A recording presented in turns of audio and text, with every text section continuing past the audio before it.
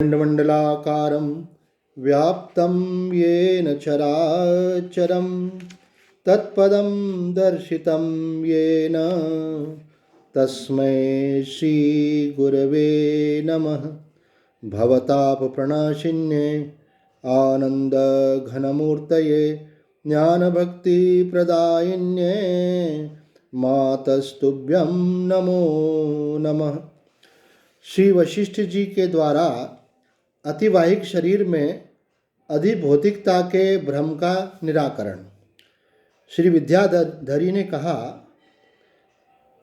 अतः मुने, अब हम दोनों निर्मल परमात्मा में सर्वबोधानुकूल समाधि रूप धारणा द्वारा अपने प्राचीन अतिवाहिक भाव का पुनः अभ्यास करें। ऐसा करने से ही इस शिला के भीतर का जगत प्रकट होगा। श्री वशिष्ठ जी कहते हैं, श्री राम उस पर्वत पर विद्याधरी ने जब यह युक्ति युक्त बात कही तब मैं पद्मासन लगाकर बैठ गया और समाधि में स्थित हो गया। उस समय संपूर्ण ब्रह्मांड के पदार्थों की भावना का त्याग हो जाने पर चिन्ह मात्र स्वरूप होकर मैंने उस पूर्व के अर्थ की अधिभौतिक देहादि की भावना एवं उसके संस्कार मल का भी सर्वथा त्याग कर दिया।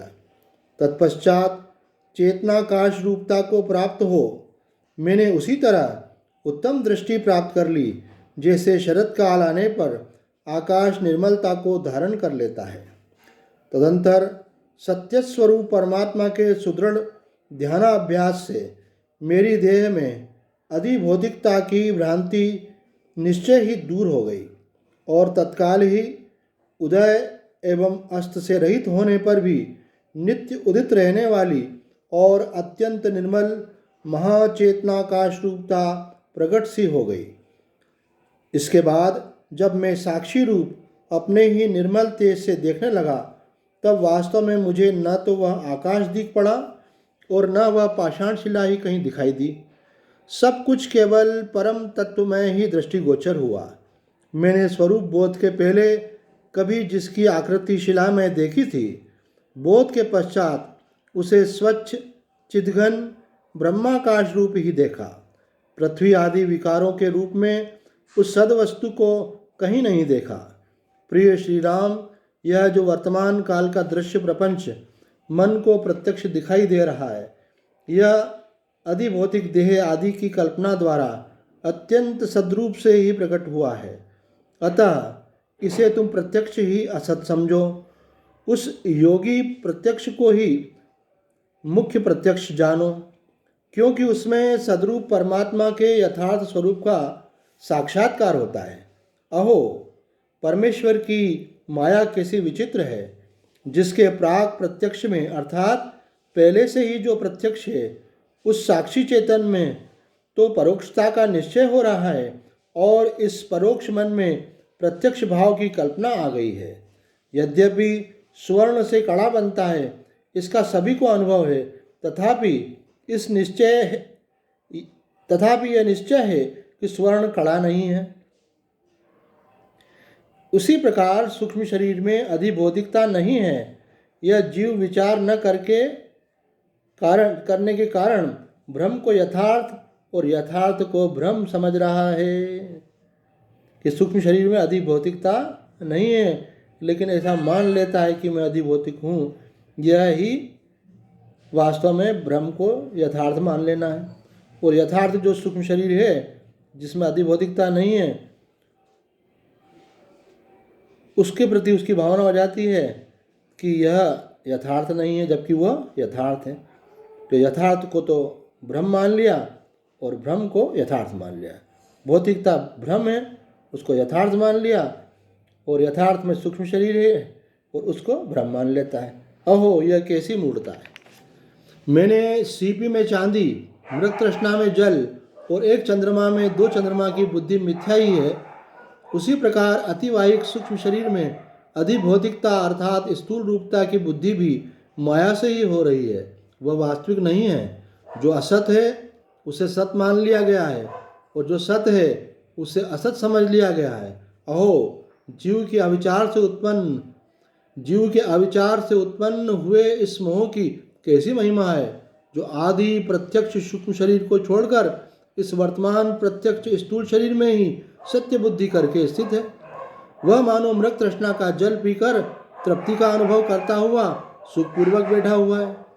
विषयों का जो सुख है वह क्षणभंगुर है, इसका सबको बारंबार अनुभव होता है, इसलिए उस सुख को दुख रूप ही कहा गया है। तथा जो नित्य अनादि और अनंत आत्म सुख है उसी को वास्तविक सुख बतलाया गया है। अज्ञानी की दृष्टि में जगत रूप भ्रांति ही सत्य रूपता को प्राप्त हो गई है। ये जगत क्या है? भ्रांति, और वही सत्य रूपता को प्राप्त हो गई, अर्थात जगत अज्ञान के कारण सत्य रूप दिखाई देता है कि वास्तव में है, जबकि उसकी वास्तविक सत्ता नहीं है। मदिरा पीकर मतवाले हुए पुरुष के ये सुस्थिर वृक्ष और पर्वत ही नाचते से प्रतीत होते हैं। जो योगियों के प्रत्यक्ष अनुभव में आए हुए सर्वत्र अप्रतिहत अद्वैत बोधरूप पूर्णानंदेक रस चित्त स्वरूप ब्रह्म की सत्ता प्रत्यक्ष होने पर भी दूसरे तुच्छ प्रत्यक्ष नेत्र आदि इंद्रियों से दिखने वाले रूप आदि विषयों को सत्य मानकर उसका आश्रय लेते हैं, वे महान मूर्ख हैं।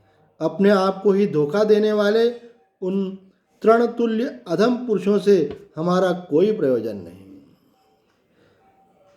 कितनी बड़ी बात कह रहे हैं यहाँ कि भाई जो अद्वैत हमारा स्वरूप है, जो पूर्णानंदेक रस चित्त स्वरूप है, वो प्रत्यक्ष होने पर भी हमको इन तुच्छ नेत्रों से अनुभव नहीं होता और इंद्रियों से इसका ग्रहण नहीं होता, पर इंद्रियों से विषयों का ग्रहण होता है। तो हम इंद्रियों से दिखने वाली वस्तुओं को सत्य मान लेते हैं। देखो यहाँ पर एक आध्यात्मवादी और भौतिकवादी का फर्क भी दिखा है। जो भौतिकवादी है वो इंद्रियों के द्वारा जो प्रत्यक्ष होता है उसी को सत्य मानता है, जबकि इंद्रियां स्वयं भ्रम है, जगत भ्रम है और एक परमात्मा की चेतन की सत्ता है, क्योंकि इंद्रियों का अनुभव सुषुप्ति में नहीं होता, सुषुप्ति में नहीं रहती है। अगर वो सत्य है तो सदैव रहना चाहिए, और वो कभी रहती हैं और कभी नहीं रहती हैं, अर्थात जन्म के पहले नहीं थी और शरीर की मृत्यु के बाद भी नहीं रहेंगी। तो जो सदा रहता है वही सत्य है, उसका अनुभव करना चाहिए, और वही उसी के लिए शास्त्र और महापुरुष हमको प्रेरित करते हैं। उसका अनुभव होने से ही जीव समस्त वासनाओं से मुक्त होकर परम आनंद की अनुभूति करता है। आज इतना ही।